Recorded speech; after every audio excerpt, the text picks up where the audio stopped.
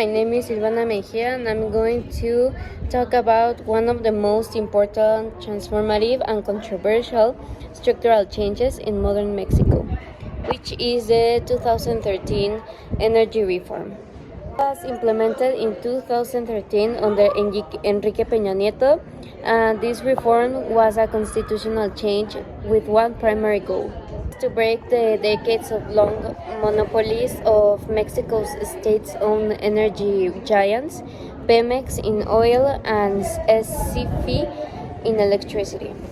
For over 70 years, these companies had exclusive control over the nation's resources. But by 2013, they were struggling with failing production, heavy debt, and outdated technology. Some of the advantages were that it attracted significant investment. Billions of dollars flowed into the country through auctions rounds. The reform aimed to solve this by opening the sector to private and foreign investment, hoping to spur our innovation, boost efficiency, and reverse the decline in oil output. Second, it fostered increased competition and lowered prices. Second, it fostered increased competition and lower prices, particularly in the electricity sector, where newer, cheaper private plants put pressure on CFE's rates. Third, it aimed to reverse the oil production decline.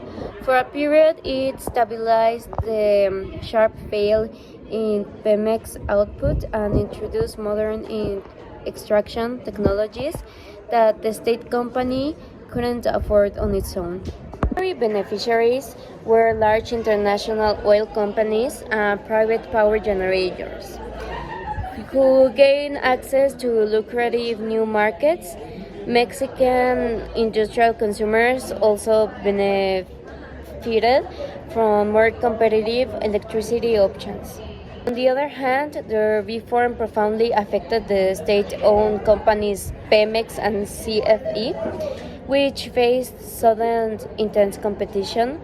Their workers' unions were also heavily affected, fearing job losses, and most significantly, the Mexican public was deeply affected as the reform ignited a fierce national debate and the ownership of the national natural resources.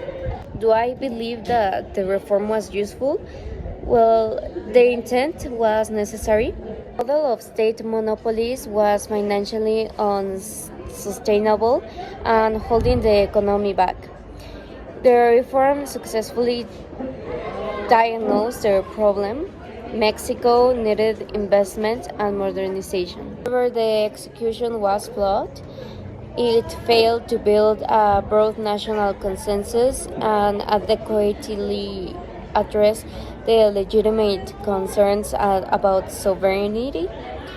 While it generated some short-term benefits, the potential backlash it provoked has led to a reversal of its core principles, created more instability. Or I conclude that the 2013 energy reform was necessary but poorly managed. And well, it was an attempt to modernization, but it highlighted a critical problem. But it proved that in a country like Mexico, economic change cannot succeed without social and political buy-in.